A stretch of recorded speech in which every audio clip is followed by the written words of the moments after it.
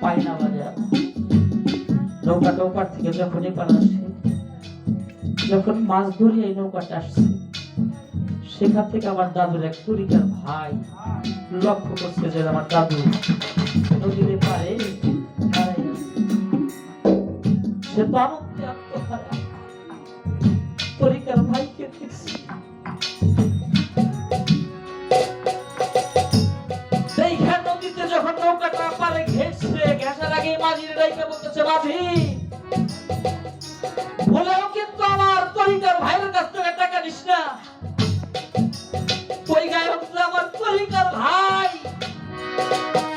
বলছে আমার বিধান কালের সাথী।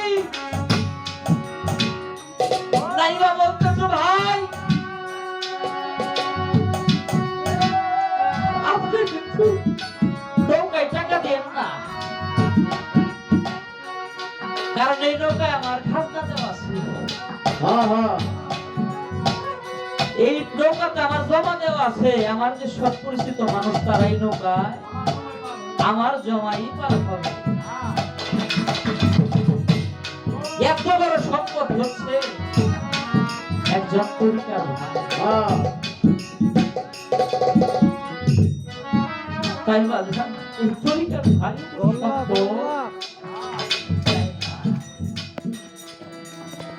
এই ধরা ভাবে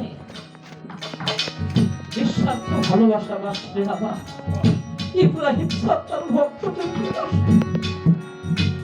আমি ইব্রাহিম খানকে বহুতবার পালনা দিয়ে কাঁদতে দেখছি। আমার দুস্থ হৃদয়ের বাবা আমার ইব্রাহিম চাঁদের প্রথম ভক্ত ছিল। তার ভক্তকে মনে করে তাকে যে আমি কাঁদতে দেখছি, দয়া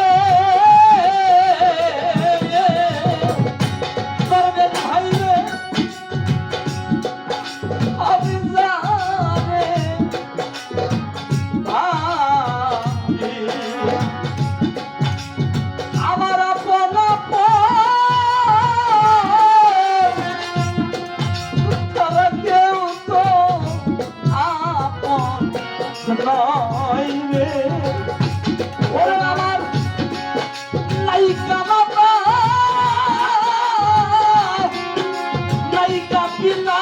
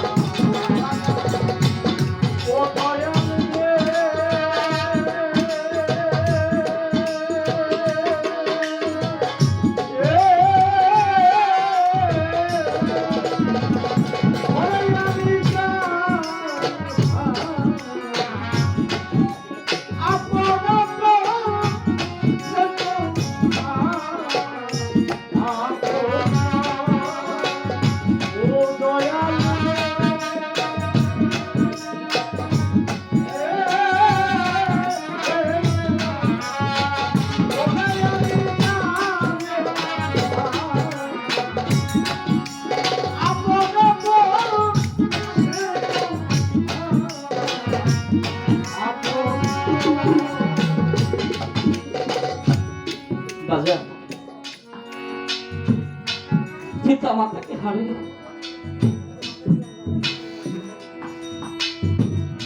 আবার যখন আমার জন্মদাতা পিতা মারা যায় তখন আমার বয়স 7 মাস। উনি কলেরা রোগে 2 দিন বিছনাশায়িত, কথা বলতে পারে না। আমি ওনার 2টা দিনই আমি ওনার বুকের ভিতরে শুয়েছিলাম, বুকের উপরে। আমার বাবা যেদিনই ধরাধাম ত্যাগ করবে, আমার যে নানা আফাজউদ্দিন ওনাকে ডাকছে। 2 দিনের ভিতরে যাবার আগে উনি কথা বলছে, সেটা হলো আব্বা এদিকে আসেন। আমাকে উনি বুক থেকে তুলে আমার নানার হাতে দিয়ে বলছে, বাবা সন্তান আমার অনেক আদরের সন্তান, আমার তো আর থাকার সময় নেই, আমি চলে যাব। আমার এই সন্তানটাকে আপনি বড় করবেন, আমার এই সন্তানটা যেন কোনোদিন কষ্ট না পায়। আমার আবার যদি আমাকে সে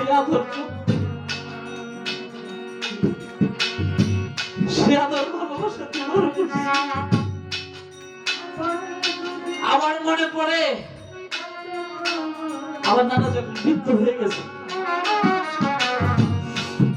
আমার কলেজ থেকে ফিরতে একটু দেরি হইলে লাঠিতে ভর দিয়ে কম হলে 1 কিলোমিটার জায়গা হবে আইগে এসে বসে থাকছে।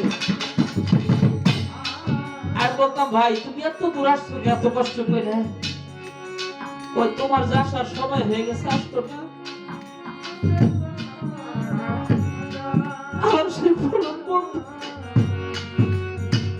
আমার আমার ছেলে আজকে 7-8টা বছর যাবত চলে গেছে দুনিয়ায়। কত মানুষ,